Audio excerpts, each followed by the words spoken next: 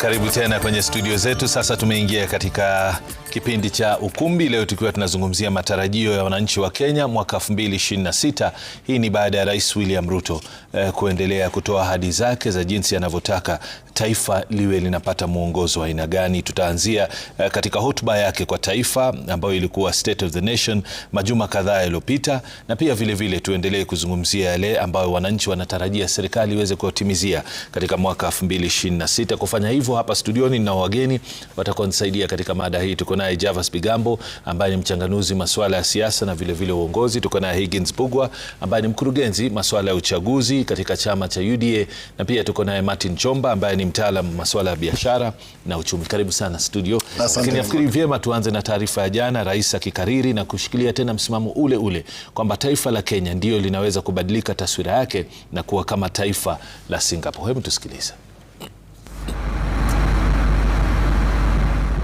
Hii ndio taswira ya Singapore anayozungumzia Rais William Ruto na azma yake ya kuifikisha Kenya katika ngazi hii. Miundombinu ya kisasa, barabara zilizonyooka na majumba makubwa. Kufikia kilele cha maendeleo ya mataifa yaliyoendelea kama vile Singapore na Malaysia, Rais Ruto amesema kwamba mpango wake wa kubuni hazina ya miundombinu inang'oa nanga rasmi wiki hii. Kesho tunapitisha hazina maalum ya National Infrastructure Fund ambaye tutatumia kuokota pesa shilingi trilioni 5 ya kubadilisha hii nchi.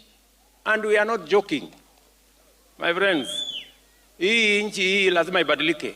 Rais akisisitiza kwamba azma yake ndiyo njia mwafaka ya kukomboa nchi kutoka kwa utepetevu wa miaka mingi kutozingatia maendeleo ya haiba ya juu nchini. Tumechelewa kubadilisha Kenya. Tumechelewa kufukuza umaskini, tumechelewa kufukuza njaa.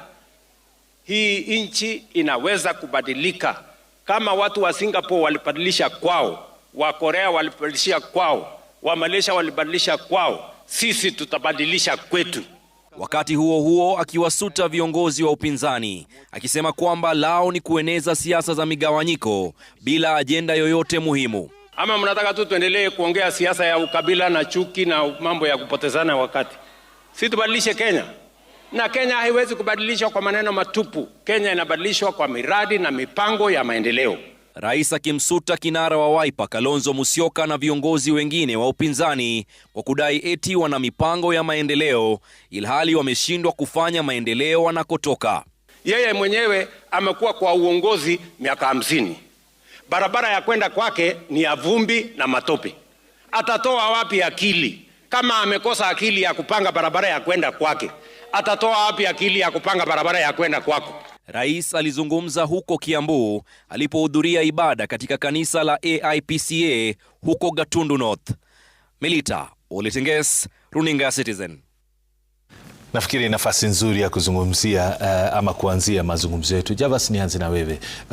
Kwa walimwengu kawaida, ukipata kiongozi wa taifa anazungumza vile, yamkini takriban 90-95 ya walimwengu au wananchi katika taifa fulani wanafaa kukumbatia mazungumzo kama yale, kwa sababu ni mazungumzo ambayo yanaashiria matamanio ya kila mtu kutaka maendeleo. Sidhani kama kuna Mkenya au kuna mwananchi ulimwengu huu hataki maendeleo. Lakini swali la kujiuliza ni kila anapozungumza Rais William Ruto kama anavyozungumza, anatoa matarajio, lakini zaidi wa Kenya wanazidi kuwa na matumaini yanayodidimia. Kwa nini inakuwa hivyo mara nyingi? Nimrod, kwanza asante kwa mwaliko wa siku ya leo kuweza kujumuika na viongozi wenzangu hapa katika mjadala huu ambao ni muhimu sana. Na pili, niweze kuanza kuchangia mjadala huu kwa kusema kuwa hata katika ufalme pale ambapo mfalme yupo kwenye kiti kile, amevalia ile ambayo kwa kimombo tunaita crown, kwanza utakosa hata usingizi. Wazungu husema kwamba an easy lays the head that wears the crown. Nasema hivi kwa sababu jukumu la uongozi haswa wa taifa una majukumu mazito sana.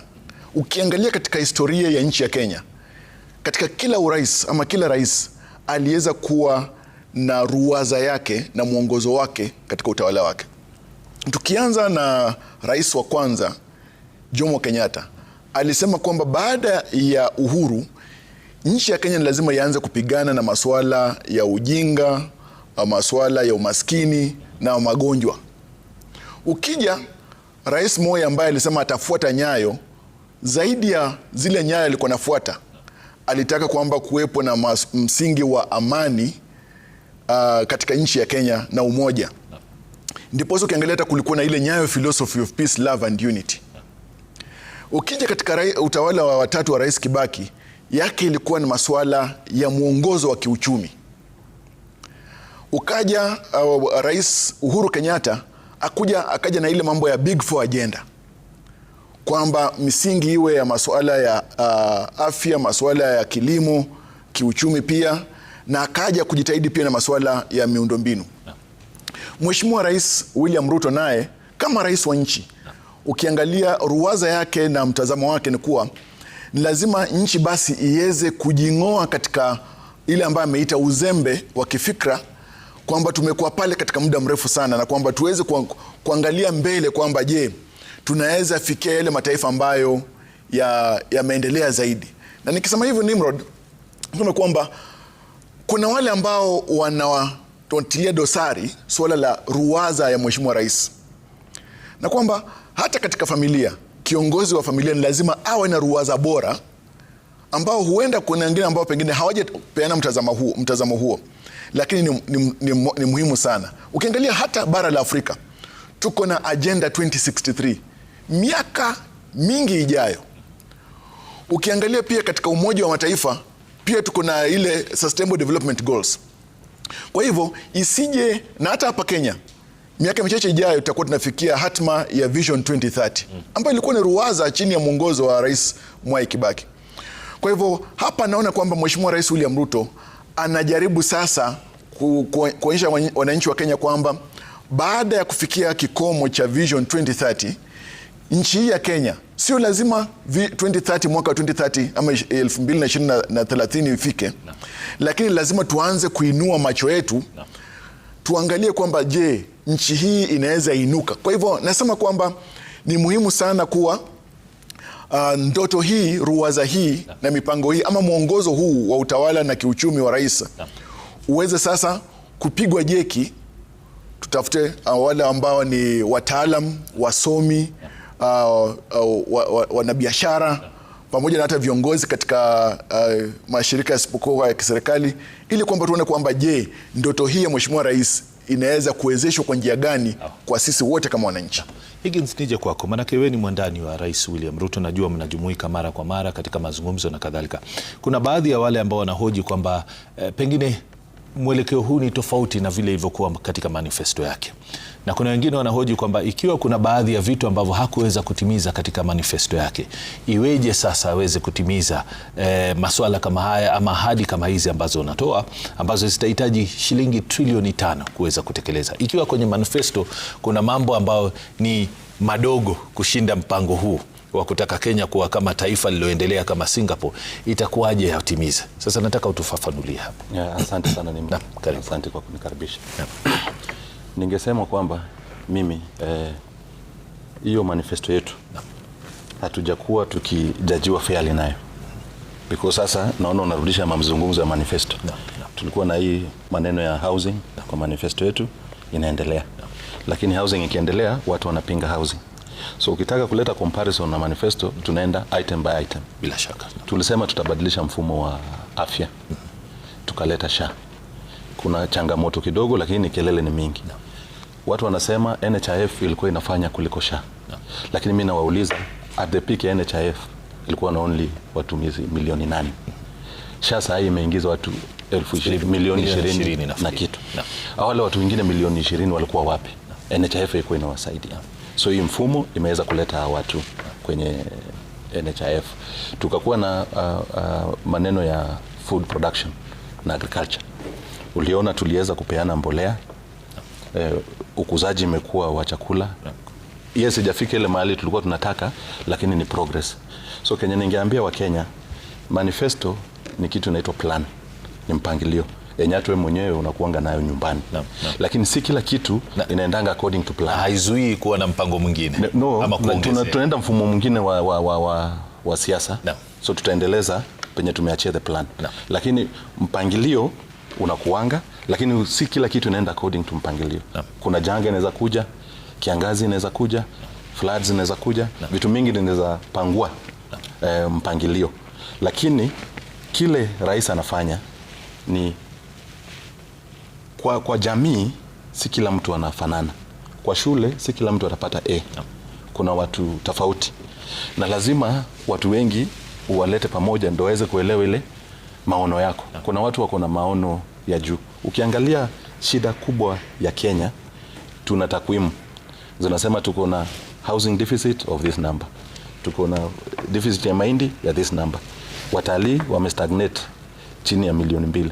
The last power plant ilitengenezwa ni ile Sondu na Moi.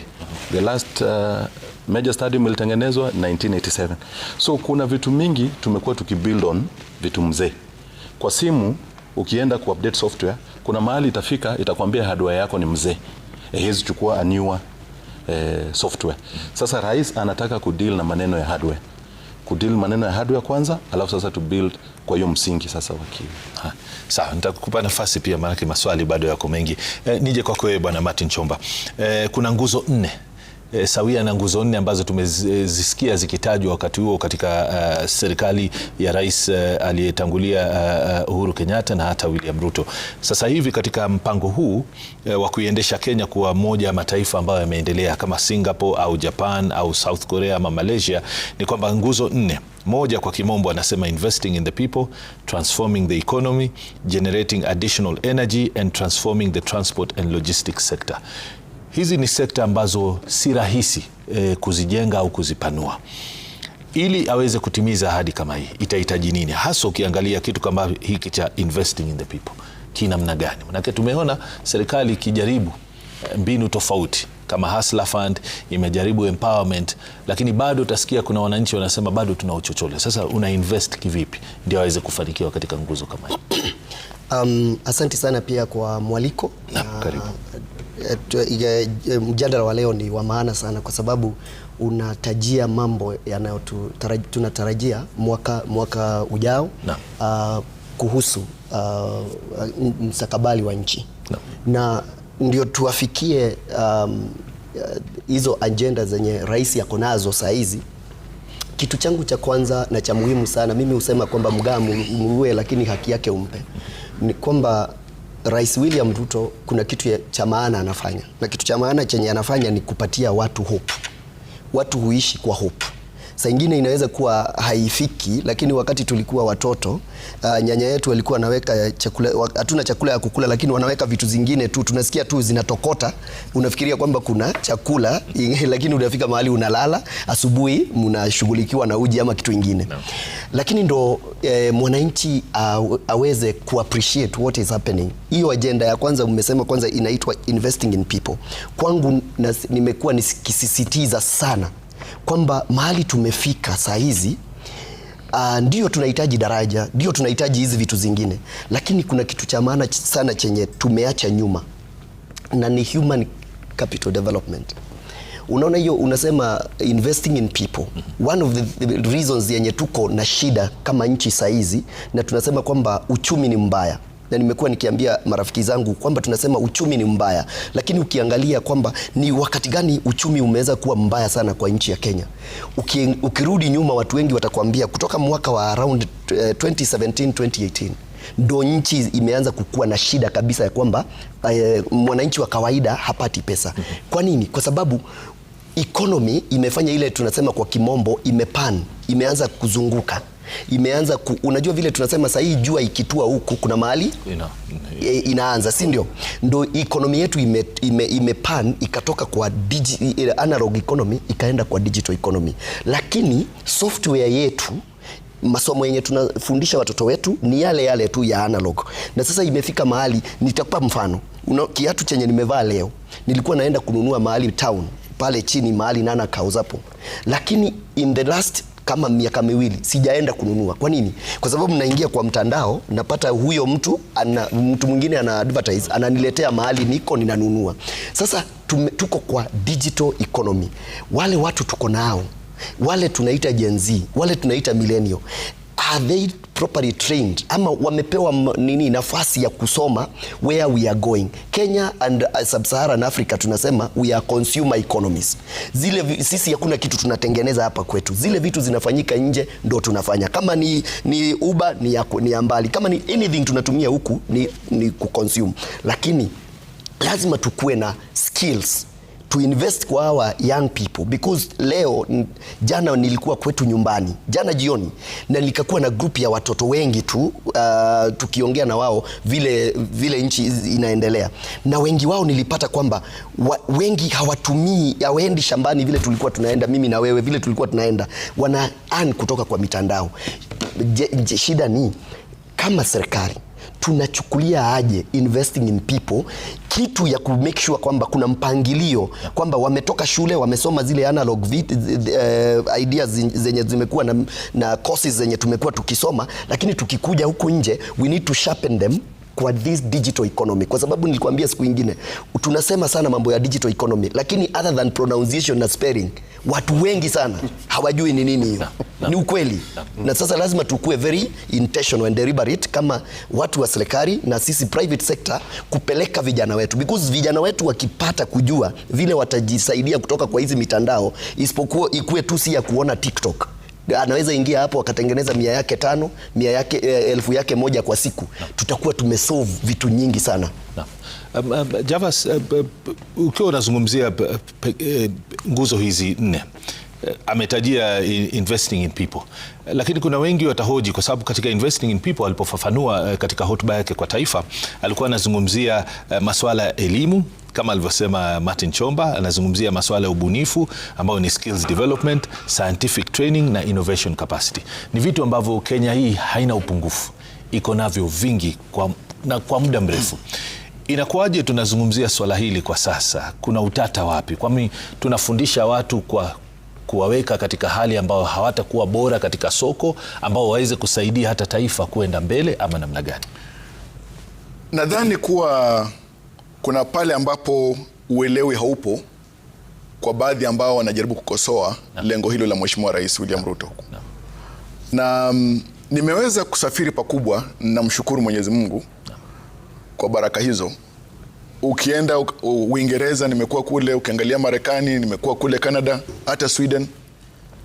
Jinsi ambavyo hata mafunzo yanafanyika katika vyuo vikuu, jinsi ambavyo masuala ya kiteknolojia yamepatiwa kipaumbele katika elimu ni tofauti sana na hapa. Niweze kukumbusha kuwa sio muda mrefu sana umepita pale ambapo tulikuwa tumesema kutakuwepo na vipakatilishi katika shule za msingi.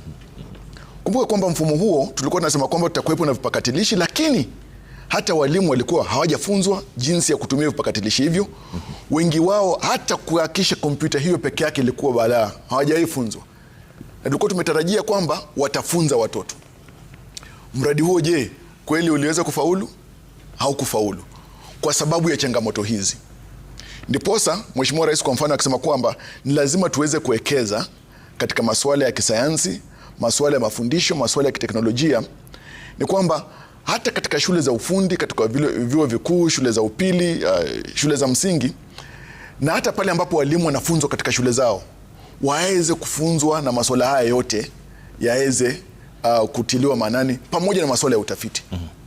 Tusipofanya hivyo, tutakuwa na miradi ambayo tunaanzisha lakini inakosa kuweza kufaulu kwa sababu ya changamoto hizi ambazo zipo. Kwa hivyo serikali kuweza kuwekeza zaidi katika masuala ya utafiti, masuala ya teknolojia, masuala ya uvumbuzi, itaweza pia kusongesha uchumi wetu mbele, kwa sababu kumbuka katika karne hii ya 21 masuala ya teknolojia ni masuala muhimu sana. Angalia kwa mfano sasa hivi hata katika masuala ya mahakama, ukiangalia katika vyuo vikuu, katika masuala ya utendakazi, akili umbe inategemewa sana sasa. Na ukiangalia ukienda mashinani sasa hivi, babu zetu hata baba zetu wengine waambie masuala kuhusu akili umbe, hawaelewi ni nini. Ukiangalia masuala ya AI, kuna mtu atakwambia AI ni ile ya kuzalisha wanyama. Lakini AI ni masuala ya artificial intelligence pia. Masuala haya ukiangalia hata sasa hivi, Nimrod, mimi na wewe tumeketi hapa, kuna kizazi ambacho kiko nyuma yetu kina uelewa mkubwa sana ya masuala ya AI kushinda mimi na wewe. Na hivyo ni basi kwamba ni muhimu kwamba serikali iweze kutilia manani masuala ya teknolojia, masuala ya uvumbuzi, masuala ya uwekezaji hasa katika sekta hizo. Isitoshe, tuweze kubaliana kwamba si upande wa urais peke yake, hata upande wa sheria, bunge ni lazima pia liweze kujikaza kwamba lisiwe zinapitwa na muda katika masuala kama haya. Tuwepo na sera na sheria ambazo zinawezesha. Kwa mfano sasa hivi hatuna sheria na sera mwafaka ambazo zinaangazia masuala ya kutumia akili umbe, isipokuwa masuala ya kuweza kuzuia utumizi huo katika njia ambayo ni ya uharibifu. Lakini jinsi ambavyo inaweza tumika katika kilimo, katika uchumi, jinsi kakangu amesema hapa hivi, jinsi ambavyo wanafunzi hata katika shule za msingi wanaweza kutumia kwa njia ambayo haitapooza uwezo wao kufikiria, itakuwa ni muhimu sana. Kumbuka kwamba miaka michache iliyopita calculator zilipovumbuliwa, kulikuwepo na maandamano Marekani, walimu wa hesabu wakipinga kutumia kwa calculator, wakisema kwamba hii itazuia wanafunzi kuelewa hesabu. Je, imezuia?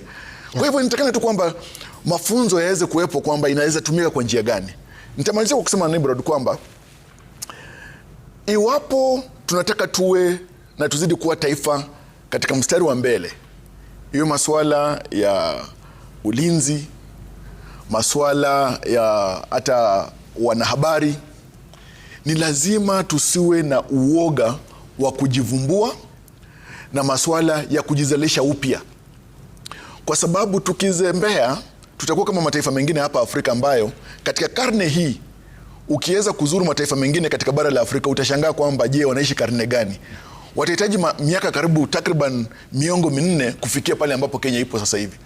Kwa hivyo tukiwepo na kiongozi wa taifa ambaye ana maono na ruwaza ambayo sio ruwaza potovu, ni ruwaza ambayo inainua misingi ya taifa, inastahili kwamba tuweze kusema kuwa tunaambatana naye na tunaunga mkono ruwaza hiyo. Higgins, nikuulize swali kuhusiana na National Infrastructure Fund. Kwa sababu rais anavyozungumzia, sidhani kama kuna wengi ambao wanaelewa. Kwa mtazamo wa wale ambao ni wananchi walipa ushuru, hisia zao za moja kwa moja ni kwamba tunaongezewa mzigo mwingine, tunaongezewa ushuru mwingine. Ni swala ambalo linajadiliwa leo yamkini na baraza la mawaziri, pengine tutapata ufafanuzi zaidi. Lakini kwa mtazamo wako, Rais William Ruto alikuwa ametazamia nini mpaka afikirie kwamba njia bora ya kufanya maendeleo haya ama kutekeleza miradi hii itakuwa rahisi kupitia hazina fulani ambayo anaita National Infrastructure Fund? Asante sana. Ukiangalia kwenye social media post zangu za kuanzia 2019 nilikuwa naanza kuzungumzia hizi vitu, Infrastructure Fund, Sovereign Fund, mimi mwenyewe kibinafsi, na kulikuwa na sababu. Lakini kwanza, kabla ni kujibu hiyo, ningetaka kuongezea kitu kwa ile ya masomo, ile improvement na human capital, investing in people. Unajua, ukiangalia wakati wa Mwai Kibaki ali-convert mid-level colleges mingi na TVETs into university. So kuna some skills zinakosekana sana Kenya kwa wingi. Hata saa hii ukijaribu kutafuta plumber ama nani kwako ni kazi ngumu sana. Ukiangalia rais tangu akuwe deputy president amekuwa akiongelea maneno ya TVET na skills, because anajua umuhimu wa hiyo level ya katikati ya skills. Ukiangalia university mingi wakati walianza, unajua ile mfumo ya kupewa pesa kwa university ulikuwa standard. So unapiga calculation na number ya students. So kama uko na student 1000, kila mtu anapewa capitation na 50,000, unapata hiyo pesa yenye unapata. So university mingi ziliacha kuoffer courses ngumu. Ilikuwa inachukua students kidogo because kuelimisha mtu medicine ama engineering ilikuwa expensive. So universities zilikuwa zina forfeit hizi serious training, zinaenda hizi courses zenye haitaki infrastructure mingi, ni mwalimu tu na kitabu na unaendelea kufundisha. Hiyo ndio ilikuwa shida kubwa ya elimu. Na ukiangalia rais amekuwa consistent nayo. Jambo hilo la Infrastructure Fund na hiyo Sovereign Fund ni kitu ya maana. Kuendelesha nchi unazifanya na mara mbili. Either leverage pesa ya mtu mwingine ama uchukue ushuru utengeneze vitu. Tukiendelea na hii mfumo ya budgetary allocation, kuna vitu mingi zitabaki nyuma. Vile nimekueleza hapa awali, kuna deficit ya almost kila kitu. Kwa barabara zetu network ya almost 300,000 kilometers of road, only less than 20,000 ziko na lami. Hizo zingine zote kwa vijiji nini ni barabara ya maram ama vumbi, zingine hazijachimbwa.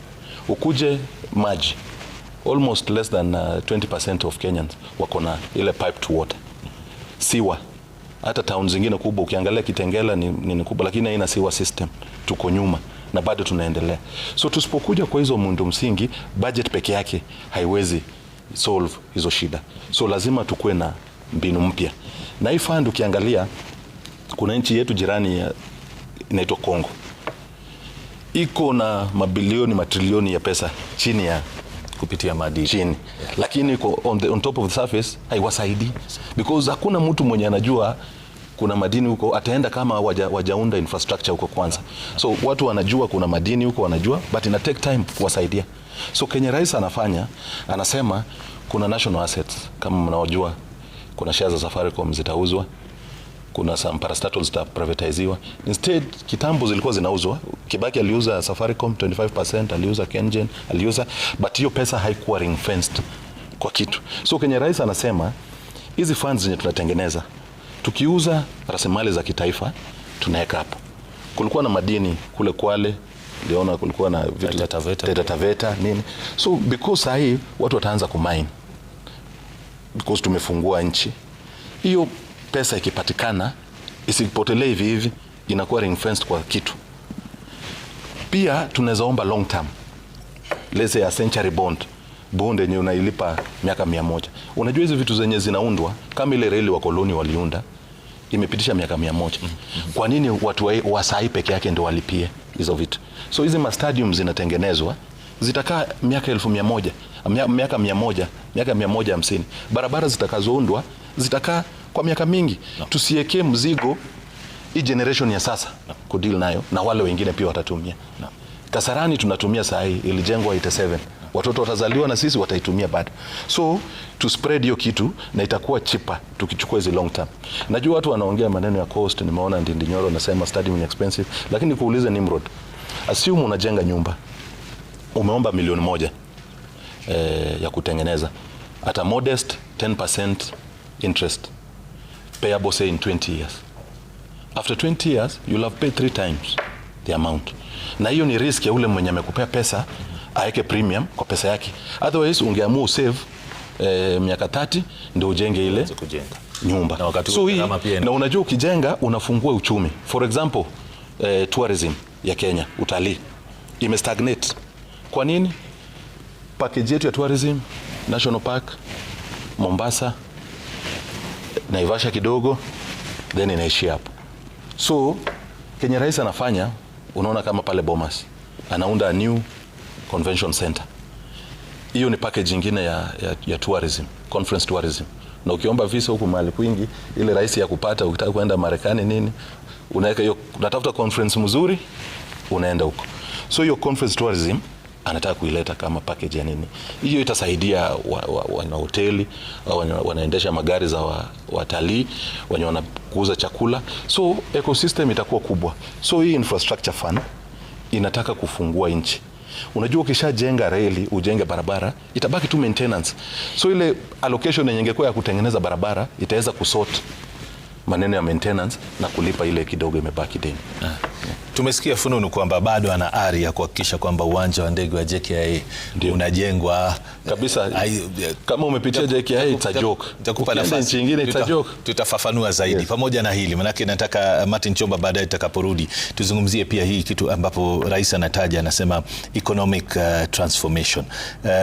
Tuache kuwa watu ambao tunaagiza bidhaa, tuanze kuwa watu ambao tunauza nje. Lakini swali la kujiuliza, tutafanya vipi masuala kama haya? Mtazamaji, usiondoke hapo ulipo, tunarejea hivi punde na mazungumzo yetu hapa ndani ya ukumbi, matarajio ya mwaka 2026.